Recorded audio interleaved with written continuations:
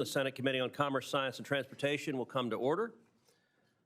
We're here today to examine a monument to American ingenuity, the Panama Canal. Senator Moreno down there suggested we open the hearing by playing Van Halen and Panama. We may not do that, but between the American construction of the Panama Canal, the French effort to build an isthmus canal, and America's triumphant completion of that canal, the major infrastructure projects across Panama cost more than 35,000 lives. For the final decade of work on the Panama Canal, the United States spent nearly $400 million, equivalent to more than $15 billion today. The Panama Canal proved a truly invaluable asset, sparing both cargo ships and warships the long journey around South America. When President Carter gave it away to Panama,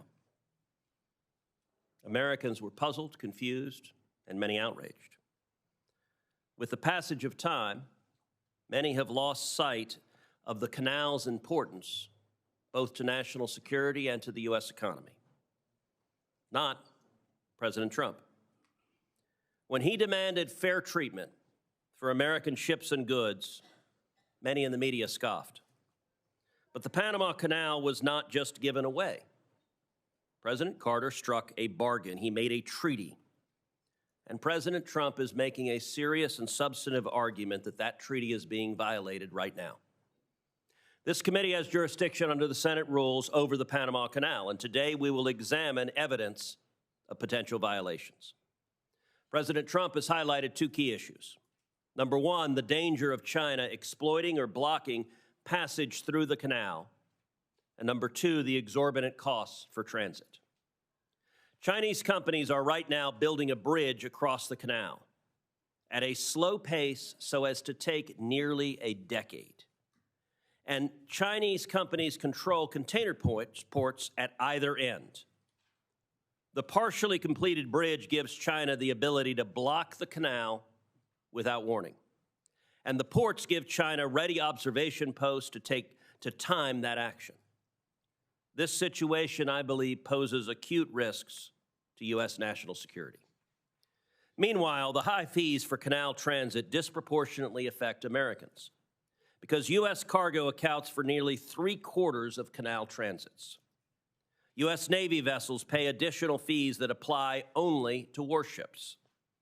Canal profits regularly exceed $3 billion. This money comes from both American taxpayers and consumers in the form of higher costs for goods. American tourists aboard cruises, particularly those in the Caribbean Sea, are essentially captive to any fees Panama chooses to levy for canal transits. And they have paid unfair prices for fuel bunkering at terminals in Panama as a result of government-granted monopoly. Panama's government relies on these exploitative fees. Nearly 1/10 of its budget is paid for with canal profit. As those fees cascade through the American economy and the federal fisc, the Chinese Communist Party advances its global economic contest against the United States and takes a militaristic interest in the canal. While President Trump has rightly focused on these key issues, there are additional problems. In the last 2 years, the Canal Authority generated record revenue, even while transits were depressed by drought conditions. And the only comfort to delayed and overcharged ships is that Panama may invest in more freshwater reserves in the future. Even as it takes advantage of the global maritime system, Panama has emerged as a bad actor. Panama has for years flagged dozens of vessels in the Iranian Ghost Fleet, which brought Iran tens of billions of dollars in oil profits to fund terror across the world. And Chinese companies have won contracts, often without fair competition, as the infamous Belt and Road Initiative has come to Panama. China often engages in debt trap diplomacy to enable economic and political coercion. In Panama, it also seems to have exploited simple corruption. We have 4 panelists with us today. At Ranking Member Cantwell's request, we also invited the Deputy Administrator of the Panama Canal to appear today. She declined that invitation. I understand this witness claimed her absence was due to a scheduling matter, but I also recognize that defending the Panama Canal Authority is an unenviable task. This committee may be obliged to compel her testimony at a future hearing. It will not escape senators' notice that Professor Kontorovich is appearing virtually today. That will be a very unusual practice before this committee. The professor was ready to fly from Israel to D.C. to appear in person, but he was unable to because too few American carriers have resumed direct flights to Israel. While European airliners are willing to fly to Israel, service to America has been prohibitively long and expensive. Israel is America's closest ally in the Middle East, and U.S. carriers are refusing to fly there. Late last week, Delta Airlines announced it would finally restart direct flights to Tel Aviv in April.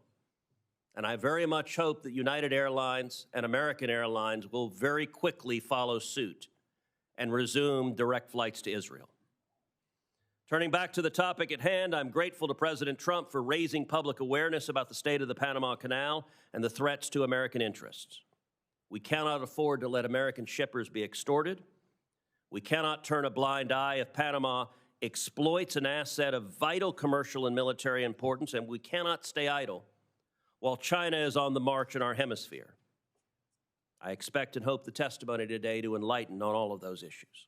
I will now turn to Ranking Member Cantwell for her opening statement. Thank you, Mr. Chairman, and thank you for having